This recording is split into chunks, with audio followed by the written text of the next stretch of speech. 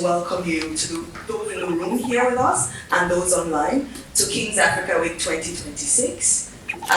Over the years, Africa Week has become an important space for reflection, helping us rethink the idea of African agency in a changing multipolar world.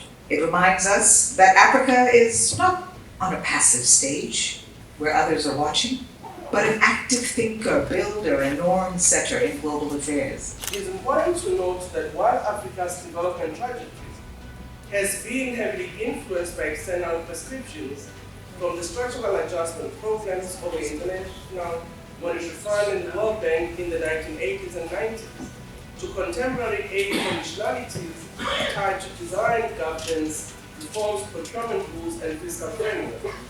While these multilateral institutions have somewhat evolved, the power asymmetry remains embedded in financial structures, subsequently shaping local policies and priorities.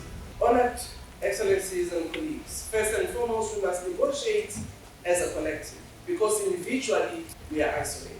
However, our collective voices must be multi-layered. This means that the African Union-led common positions in trade, climate change, peace and economic reforms must be promoted and supported not only at a continental level, but also at national level and within our regional borders.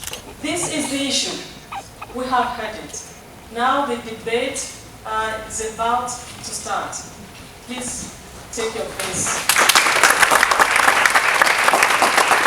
First, what is the major structural challenge? The major structural challenge in resourcing African agency, in my opinion, is limited fiscal and policy sovereignty within an unequal global economic system.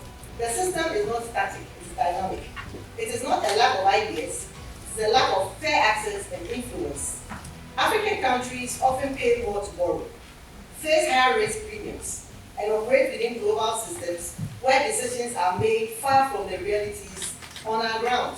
How do we ensure that we produce civil servants who are not the sort of people that come to work as late as possible and leave as early as possible and do as little as possible? And at the same time, how to ensure that we do not produce corporate stooges or people that join the corporate in the end for selfish ends, but for nothing, no one beyond their own confines. Agency being around choice, and in my view, this meeting is to talk about states having agency when populations that they govern are forced to live with extremely limited no choices. But one thing we cannot neglect on the continent is accountability and justice. If we don't have that, we will not be able to develop. It's as simple as that. Africa's main resource, the people. Let me begin with the youth. When I was a very young guy, they told us that the youth are the future. So who are the youth? Was it us? Was it you? So Africans, we have this agency. We need the youth on the table, on the boardroom table. We don't need them on the menu. How should the resourcing of African agency be negotiated? We do not have African states. We have states in Africa. I've said this before. And it is because these states were never created to be developmental. So they cannot deliver development when the intention of creating them was not development. Allow me to thank our keynote speaker, Honorable Togo Didiza. Thank you so very much. I think you set us off with fire.